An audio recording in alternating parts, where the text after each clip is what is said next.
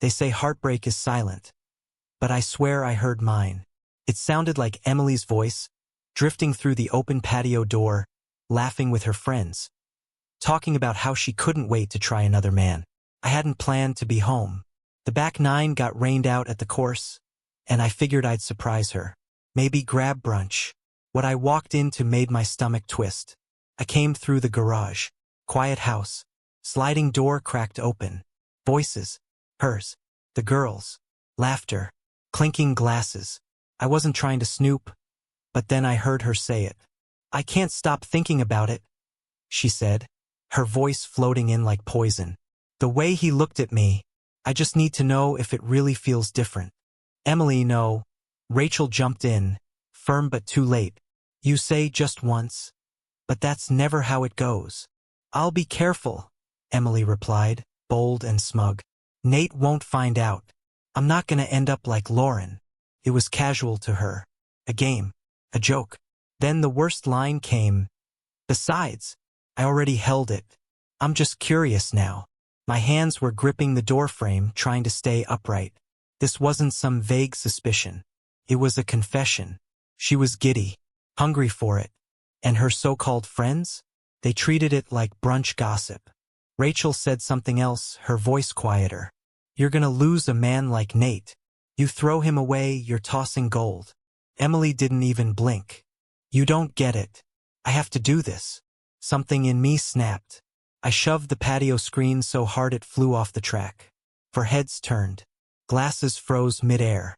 Emily looked up like she'd seen a ghost. I didn't yell. Didn't need to.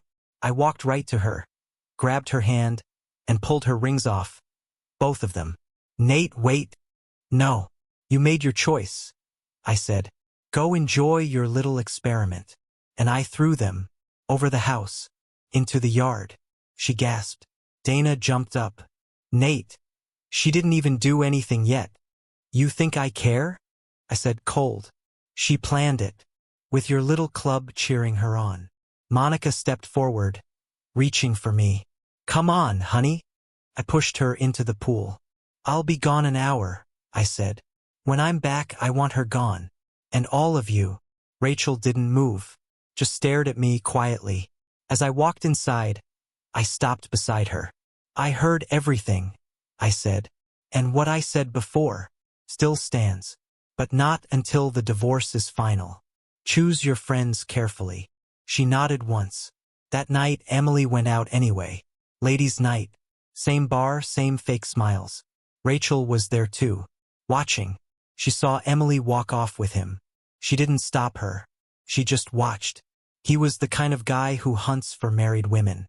The kind who doesn't text back. Emily told herself it was bold. That she was free now. Curious. He wasn't gentle. He didn't ask her name twice. He just said one thing. "Put your rings back on. I want to see them." "I can't," she mumbled. "My husband took them." He stared at her, and whatever excitement had been in his face vanished. "You can stay," he said, "but don't expect me to pretend."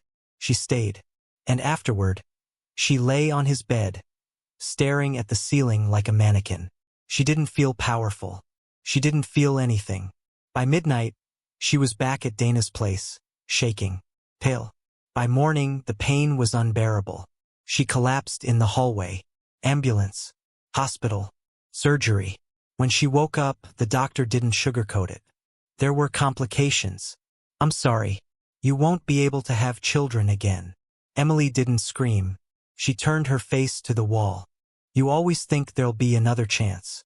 One more lie to cover the last one. One more sorry to fix everything. But sometimes the door just shuts." Quietly, Emily stayed in the hospital 3 nights. First night, she cried when no one was watching. Second night, she just stared at the ceiling like it had answers. By the third, she was blaming the doctors, her friends, anyone but herself. She called me 4 times. I didn't answer. Rachel told me what happened. Not every detail, just what mattered. I didn't ask for more. I didn't need it. Emily made her decision. She chased a moment and came back broken. That was the trade. And she paid it in full. That Saturday, I drove out to visit our son at school. 2 hours there, 2 back. We sat at a campus cafe, sipping bad coffee. "Is Mom okay?" he asked, eyes searching mine. "She's not who she used to be," I said. "We're separating." He didn't act surprised, just nodded slowly. "Is it because of those new friends she made?" I looked away. It started there. That night, I slept better than I had in months. Emily was released Sunday. She didn't go to Dana's. She came home. I found her sitting on the front steps, wearing the same hoodie from the day I kicked her out. "I called," she said. "I changed the locks," I replied. "No," I said. "I changed everything." She followed me in, reciting lines like she'd rehearsed all night. "I'm sorry. It was stupid. I didn't want to stay at Dana's. I want to come home." "You did what you wanted," I said. "That wasn't a mistake. That was a plan." Her voice trembled. "It wasn't what I thought. It didn't even feel. I don't care how it felt." I cut her off. "You didn't trip and fall into this. You climbed into it. And now you're back because it wasn't fun." She stood there, quiet, shaking. "The doctor said." "I know." That stopped her cold. "Rachel." I didn't answer, just stared at her. "You're not the victim here," I said. She tried everything after that. Tears, memories, even touched my hand once. Pulled away. "You wanted to act single, Emily. Now you are. Don't cry about it. Own it." I had Molly from the office put together a list of apartments and send them to her work email. I even offered to cover the first 2 months. Not out of kindness. Closure. Rachel came by one night with a casserole. Her boys ran out back to shoot hoops while we sat on the porch. "I figured you could use a friend," she said. She didn't ask for anything. Didn't push. Just listened. "You know she's still trying to get me back," I told her. Rachel gave a tired smile. "She always hated losing." Before she left, she kissed me. Soft. Real. That night, I slept through till morning. 2 days later, Emily called again. Her voice was wrecked. "They gave me something. Pills. I don't remember calling." "I do," I said. "I can't live like this. I can't even think straight." "You made your choices," I replied. "You get to live with them." The line went quiet. Later, Rachel texted me. "You okay?" "Yeah." "Just ghosts. They don't stay forever." That Friday, Emily threw herself a little "I'm back" party at her new apartment. Same crew, same wine, same empty talk. Monica brought gossip. Bree showed up in heels too high for her knees. And of course, Jenna was there acting half her age. They drank, laughed, pretended everything was normal. Then someone brought up my name. "I still don't get why Nate won't take her back," Monica said. Rachel stepped out of the kitchen. Calm, composed. "Because Nate finally saw the truth," she said. Emily didn't want a husband. She wanted a season pass. Emily's eyes locked on her. "What are you doing here?" "I was invited," Rachel said. "And I've got something to say." Emily stood. "You waited for this. You were just hanging around, hoping I'd screw up." Rachel stepped forward. I sharp. "You didn't screw up. You jumped off the cliff. Now you're mad someone else caught what you threw away." Everyone froze. She didn't lose me the night she went through with it. She lost me the moment she laughed about it like it was a game. Everything after that, just fallout. Emily didn't argue. For once, she had nothing clever to say. She sank back into her chair, suddenly small in a room full of people who used to cheer her on. Jenna tried to smooth it over. "Come on, no need to start drama." "I'm not starting anything," Rachel said. Eyes locked on Emily. "Just being honest." Something this group could have used before they hyped her up like this was some girl's trip fantasy. Bree chimed in. "We all made mistakes." "No," Rachel said flatly. "You let her destroy her marriage, then acted surprised when the pieces didn't glue back together." The silence wasn't heavy. It was hollow, like everyone just realized they'd been background noise in someone else's train wreck. Emily finally broke it. "I just came to see my friends, not get judged." Rachel didn't flinch. "No, you came because you're scared, not sorry." That hit her harder than anything else. Emily got up too fast. Her legs weren't ready. She gripped the chair, trying to stay steady. "Let me make something clear," she said through clenched teeth. "He's still my husband." Rachel's voice didn't rise. "No, he's not. I saw you at his office. You've been having lunch." Rachel nodded. "Yeah, and I waited, out of respect for him, something you never gave." Emily's eyes welled up. "You stabbed me in the back." "No, I warned you. I told you it wouldn't just be once. I begged you to stop. You laughed in my face." Emily grabbed her purse and marched to the door, then stopped, turned back. "Stay away from him." Rachel tilted her head. "You're in no position to give orders." Then she left. Not rushed, not shaken, just done. She didn't drive straight home. She sent me a message instead. "Can I stop by? Kids are with me. Go-kart track. Come meet us." She showed up in the lot, eyes puffy, but smiling.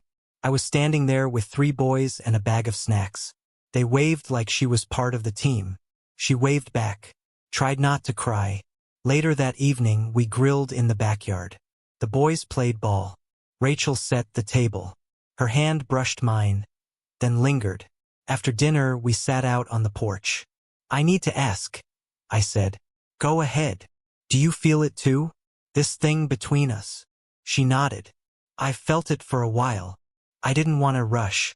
I didn't want it to feel like a rebound. But with you, it doesn't." Rachel reached into her purse and handed me an envelope. "I got tested, just in case." I raised an eyebrow. I haven't been with anyone in over a year. I wanted to know I was bringing nothing from the past. I set the envelope on the table and looked at her. "That means more than you know." We kissed. Not fast, not hungry, just real. That night, I shared my bed with someone new for the first time in over 20 years. But it wasn't about revenge. It was about being seen again. Rachel pulled the covers up and whispered, "I'm not the same as I was 10 years ago." I touched her cheek. "You're better. You're real. That's all I ever wanted." She cried afterward. Not from pain, but because for the first time in years it felt like the beginning of something good. The next morning, she left early to check on the kids. But by noon, she was back with all 3 of them. I fired up the grill again. We sat around the fire pit after dinner, full and tired. Then I looked at the boys. "Can I talk to you? Man to man." They nodded. "I care about your mom. I'd like to keep seeing her. But only if you're all okay with that." The oldest was first to nod. "Yes, sir. We'd like that." The youngest looked up at me and asked, "Are you going to be our new dad?" Before I could answer, the doorbell rang. Rachel stood up. "I've got it." She opened the door and stumbled back. Emily, hair a mess, eyes red. She stepped inside without waiting. "What are you doing here?" Rachel asked, blocking the hallway. Emily's voice was low, serious. "Where's my husband?" Emily stood in the center of my living room like she'd never left. Like the couch still belonged to her. Like the past few months hadn't happened. Rachel didn't back down. "You need to leave." "I came to speak to my husband," Emily said, chin up. Rachel crossed her arms. "You don't have one." Emily narrowed her eyes. "This is still my house." "No. You live on Maple Hill Lane now. Remember?" I stepped in from the backyard, wiping barbecue sauce off my hands. The second I saw Emily, I knew peace had just packed up and left. "What do you want?" I asked. Her tone changed instantly. "Nate, please. Just a few minutes. Alone." Rachel stepped aside but didn't go far. Emily turned toward me, eyes glassy. "There were complications. I had surgery." "I know," I said. She blinked. "Rachel told you?" "Yes. They said I can't have children anymore." I waited, let the silence stretch. "I'm sorry that happened," I said finally. "But it doesn't change anything between us." She swallowed hard. "I lost something. I'm scared." "You lost more than that. And it didn't happen in that hospital." She flinched. "I want to fix this. You're not here because you love me. You're here because you're alone. That's not the same." Her hands trembled. I never meant for it to go this far. You meant every step of it. And now you're dealing with what you set in motion." She stared at the floor, stunned into silence. Then she turned toward the door. "I'll be in touch," she mumbled. She slammed the door behind her like it would change the ending. That night I didn't lose sleep, not out of coldness. I just didn't feel anything for her anymore. Not love, not hate, nothing. The woman I married was long gone before she ever touched another man. In the days that followed, Rachel and I took things slow. Simple. We weren't rushing into anything. We didn't need to. Felt real from the start. She came over again with her boys. We grilled, played catch. Her youngest started calling me coach, and I didn't correct him. One evening, after they'd gone to bed, Rachel and I sat on the patio. "You still mean what you said?" she asked. "Which part?" "Wanting something real with me." I looked her in the eye. "Yes, more than that. I need it." She reached into her purse and pulled out a piece of paper. "A lease agreement. I found a new place, bigger, closer to you, for me and the boys." I blinked. "Why?" "Because I don't want to move into your old life. I want us to build something new." Then she kissed me. Slow, grounded, and full of intent. That was the night I knew. We weren't just healing. We were starting over. Meanwhile, Emily was unraveling. Rachel told me what happened at Dana's next party. Another wine-soaked meltdown. Another scene in a parking lot. Cops called. No arrests, just a ride to a sobering center. Emily called me. Collect. I didn't answer. She left a message. I deleted it halfway through. Saturday morning, I took Rachel and her boys to Lakewood Green. We fished, ate chips, laughed like none of us remembered what pain felt like. That night, under the kitchen lights, Rachel told me about her ex. How he left her for someone younger. How it made her doubt her worth. "You didn't ruin your marriage," I told her. "You just gave it to the wrong person." She leaned into me. "I don't want perfect, just real." "You've got it," I said. She stayed over that night. No hesitation. No walls. We were whole. The next morning, a knock at the door. Rachel opened it. "Emily." But this time she wasn't crying. She was calm, controlled. "I hired a lawyer," she said, "and I'm ready to fight." Rachel stood her ground. "Good," she said. "So am I."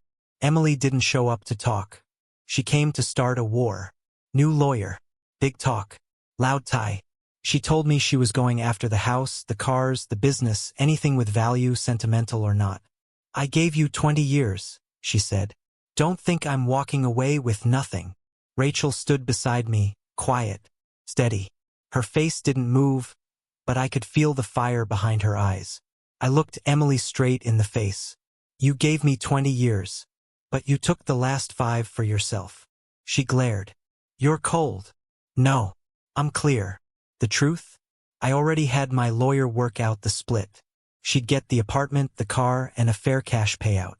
Not out of guilt. Just because I didn't want to keep watching her set herself on fire. But Emily didn't want fair. She wanted to perform.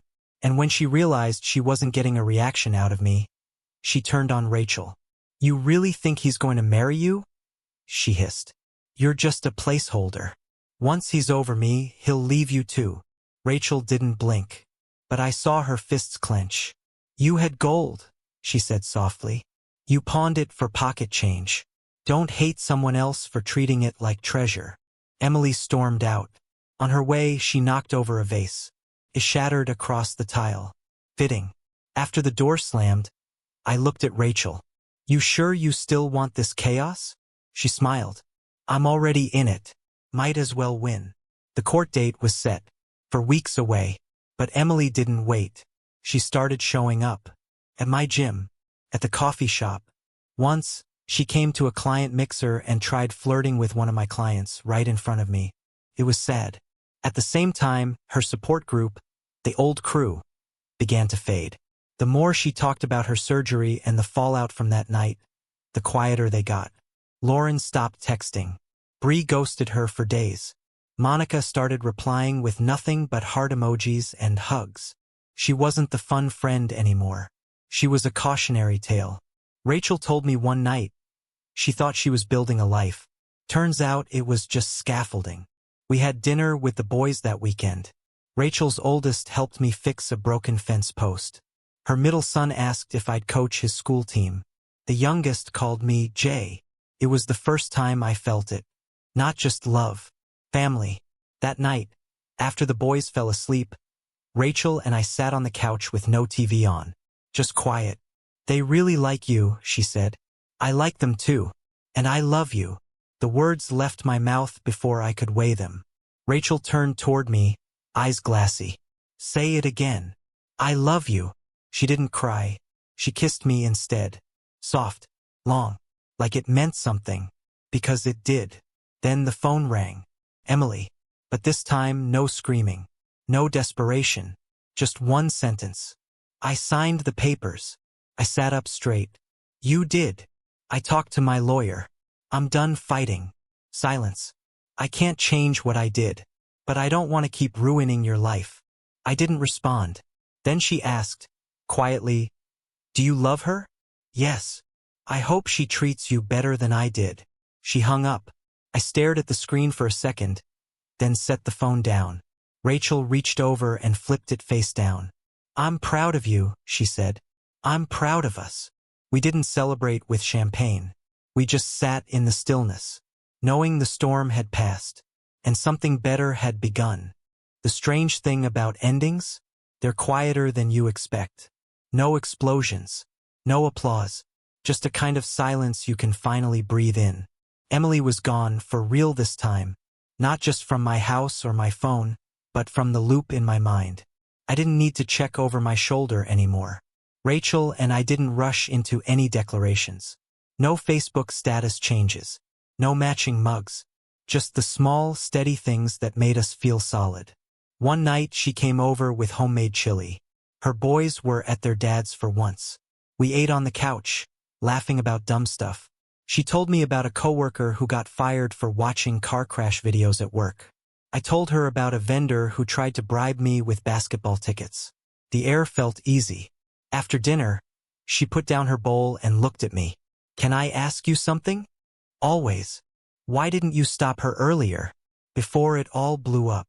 I leaned back, because I didn't want to admit what I already knew, that she wasn't in it anymore. You think if you had, things would have gone different? Yeah, I said. I'd still be married to a stranger. Rachel nodded. Then I'm glad you didn't stop her. Later, I walked her to her car. Before she got in, she hesitated. I feel like I should say something profound. You don't have to. I'm just really grateful. For this. For you. Even if we're not the Pinterest version of a love story. I grinned. You mean we're not relationship goals? She rolled her eyes and kissed me. We're better. The next day at lunch I got a text. Can you watch the boys Friday night? Girls' night. Carla and Bree only. No chaos, I promise. Sure. But if you post karaoke videos, I'm blocking your number. She sent back a laughing emoji. Friday came. Rachel dropped the boys off with a lasagna and clear instructions. No soda after 9, no horror movies, and don't let the youngest trick you into sleeping in your bed. We had a blast. Played video games. Watched a superhero movie. Got into a whipped cream fight that ended with me covered in sugar and 3 victorious kids. After they crashed, I finally sat down to breathe. Then my phone buzzed. Carla. You up? Carla never texted me. Ever. Yes. What's wrong? Her reply was fast. Come get Rebecca. Now. I grabbed my keys. When I got to Rachel's apartment, Carla met me at the door. She's okay, but she's rattled. Bad. Inside, Rachel sat on the couch. Eyes red. Mascara smudged. Tasha held her hand. The wine bottle on the table hadn't been touched in an hour. She didn't want to tell you, Tasha said. But I told her she needed to. I sat next to her. What happened? Rachel looked up, her voice cracking. She was there. Emily? She nodded. She walked right up to the table at the restaurant. Stared at me like I wasn't real. What did she say? She said she was sorry. that she hoped I'd take care of you, that she messed it up and she knows it. I didn't expect that. Rachel wiped her eyes. It wasn't her words. It was her face. Like she'd disappeared from the inside out. Tasha added. She looked awful. Gaunt. Drained. Like someone who hadn't slept in weeks. I held Rachel's hand. She's not our responsibility anymore. I know. But it still hit me. I brought her back to my place. Got her settled. Kissed her forehead like she was made of glass. The next morning, I was making breakfast for the boys when the doorbell rang. Courier. Manila envelope. My name on it. I signed for it, opened it at the kitchen table. Inside, a letter. Handwritten. 2 pages. Neat. Precise. First line stopped me cold. I'm leaving the city. I need to disappear for a while. It wasn't manipulative. No drama. Just a goodbye. A real one. The last paragraph. I know I'll never be a mother now. And I'll never be your wife again. But I hope one day I become someone I'm not ashamed of. Take care of her, Nate. She's everything I never knew how to be. I folded the letter and slipped it into a drawer. Rachel looked up from her coffee. Was it her? I nodded. Is she okay? She's not well. But she's trying. Rachel walked over. Hugged me from behind. I'm not her, she whispered. I know, I said. That's why you're here. When someone breaks your heart, they don't just walk away with your love. They walk away with the life you thought you were building.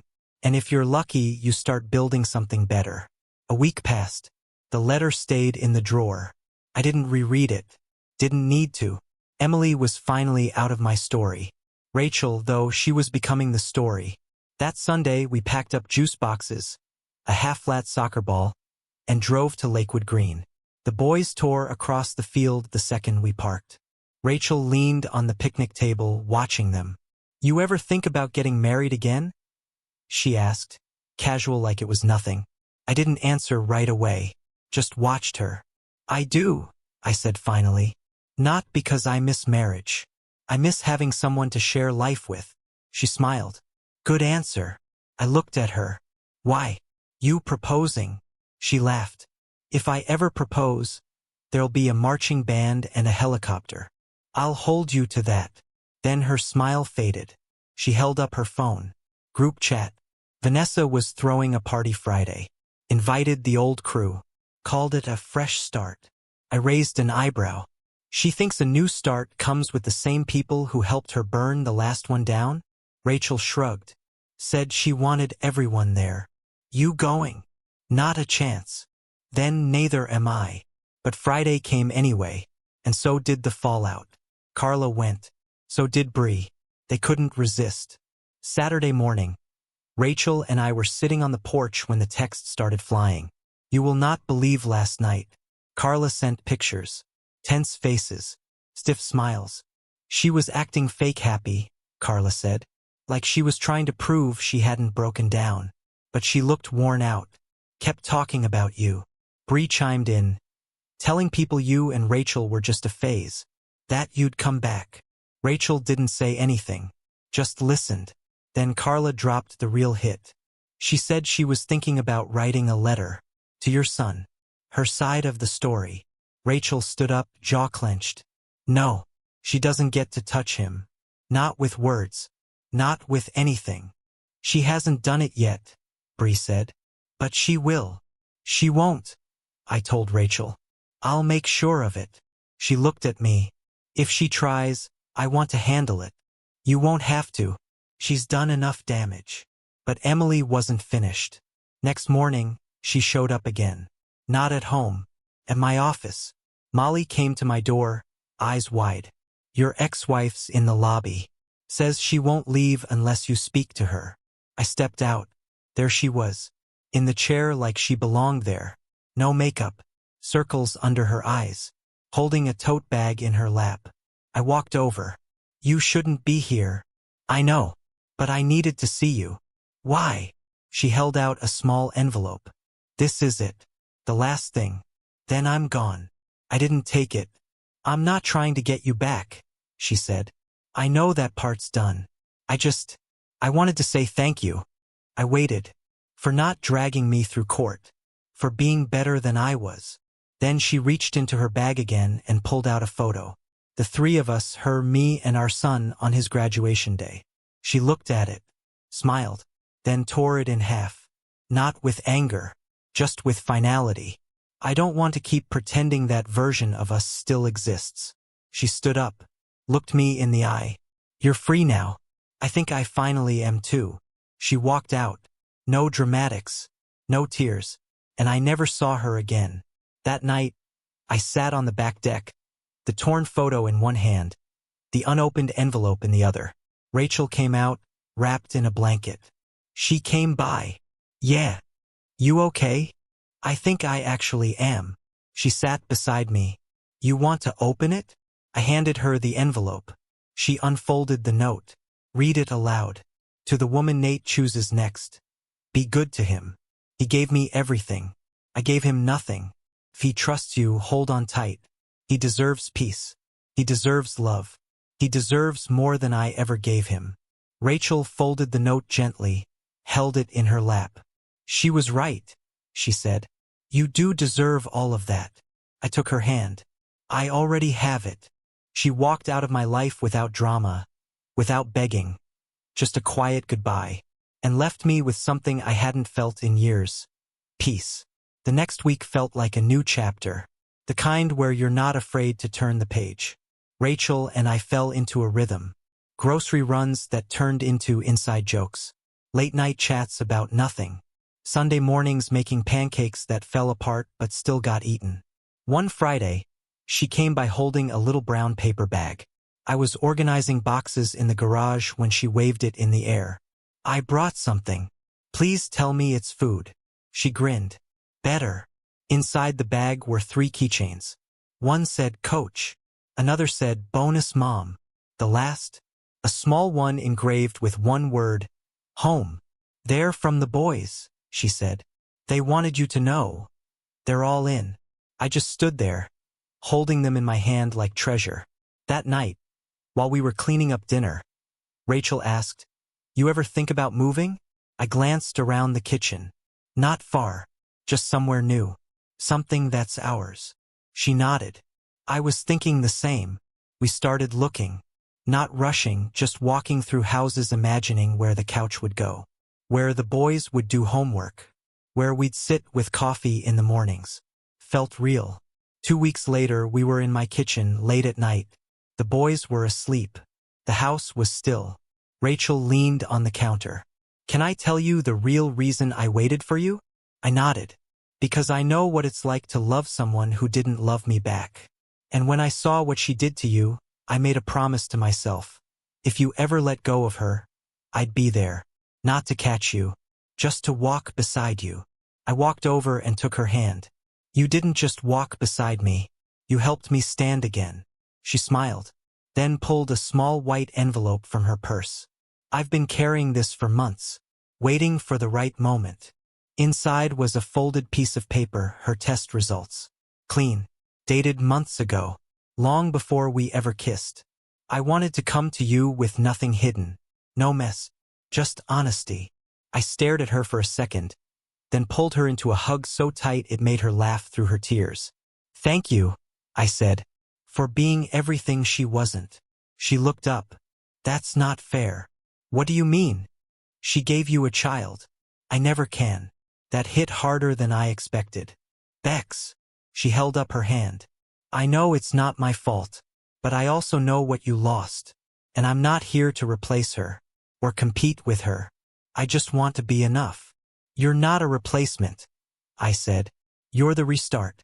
You've already given me something I thought I'd never have again. She kissed me then. Deep, slow. Not just love, trust. That night, tangled up under the covers, I whispered something I hadn't said in decades. I want to grow old with you. She turned, eyes shining. Then let's start today. From that moment on, Emily was never mentioned again. Because she was just that, past tense. Rachel wasn't just a new chapter. She was the whole story. Some people think closure comes with a big speech, a final showdown, a dramatic goodbye. But sometimes it's just stillness. A calm that finally settles in after the storms had its say. 7 months after the divorce, I got a message from Emily's lawyer. She wanted one last meeting, nothing legal, just a conversation. 1 hour. Neutral place. Said she wasn't fighting anything anymore. Rachel asked if I was okay with it. I was. We met in a plain office downtown. No cameras. No emotions taped to the walls. Emily showed up in jeans and a sweater. No makeup. No armor. She carried a folder. "Thanks for coming," she said quietly. I nodded. "Let's keep it simple." She gave a soft, tired smile. "That's all I want." We sat. "I'm not here to rewrite anything," she started. "I just need to say a few things out loud." I didn't interrupt. I was selfish. I let people hype me into thinking I was missing out. That marriage was some kind of cage. But it wasn't. I was just too afraid to admit I didn't know how to be happy. She handed me a photo. Me, her, and our son. Graduation day. Big smiles. A moment that used to feel honest. I thought if I built new memories, I could forget the old ones. But I can't. And maybe I shouldn't. They weren't all bad. No, I agreed. They weren't. She looked down, then back up. "I'm not asking for anything. I just want to apologize. Not for cheating. For quitting. For giving up on something real." I let it sit a moment before I spoke. "I appreciate you saying that, but we're too far gone to fix anything." She nodded, tears in her eyes. "I know. And I can see it now. You're lighter. She's good for you." "She is." Emily wiped her eyes. "I hope you both get everything I never gave you." I stood up. "We'll be in touch for birthdays, holidays, for our son. But that's all." She nodded again. "That's fair." I walked out, and for the first time, I didn't feel anything pressing on my chest. No anger, no ache, just release. Back at home, Rachel was on the porch swing with a blanket around her legs, a mug of tea in her hands. "How'd it go?" she asked. "Not as hard as I thought." She patted the seat beside her. I sat. She leaned against me without saying anything else. "You want to know what she said?" Rachel shook her head. "I don't need to." That night we made dinner together. Her boys teased me for my knife skills. We danced to bad music in the kitchen. Watched a movie we all fell asleep halfway through. It wasn't magic. It was real. Weeks later, I asked her to marry me. No speech. No ring. Just the two of us under the stars, tangled up in blankets, and a quiet question in the dark. She said yes without blinking. Her boys? Over the moon. They already called me Jay like I belonged. Now it was just official. We didn't plan a big wedding. No throwbacks. No ghosts from the past. Just a small cabin. Handwritten vows. 3 teenage boys standing beside us, not behind us. Emily didn't come, but she sent a note. One line. "Don't lose this one." I didn't plan to, because this time I wasn't choosing someone who looked perfect in a photo. I was choosing someone who stayed when the world cracked open. Someone who held me up not just when it was easy, but when I was barely standing. And that's the difference. It's not about who starts the story with you. It's about who builds it with you, day after day, bruise after bruise, until you stop calling it recovery and start calling it love. And with Rachel, I finally had that. For good.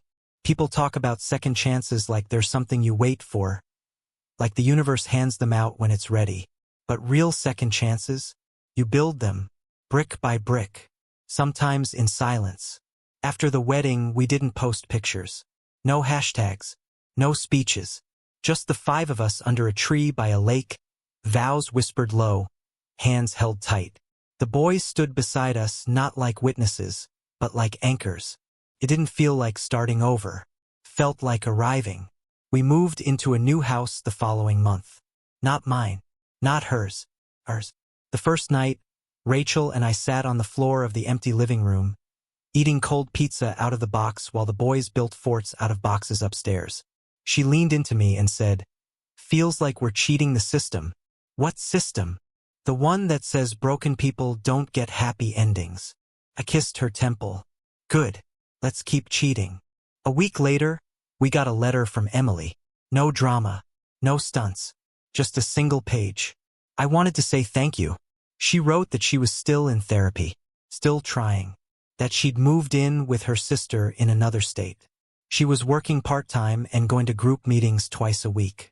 I'm not writing to ask for anything. I just want to say I see it now.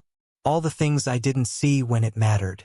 She ended it with, "Tell the boys I hope they're doing great. Tell Rachel. Thank you. For being better than I was ready to be." Rachel read the letter twice, folded it carefully and tucked it into the back of a drawer. No words, just a breath. That weekend we hosted our first backyard dinner. Just us and the boys. String lights, burgers, music too low to dance to but perfect for laughing.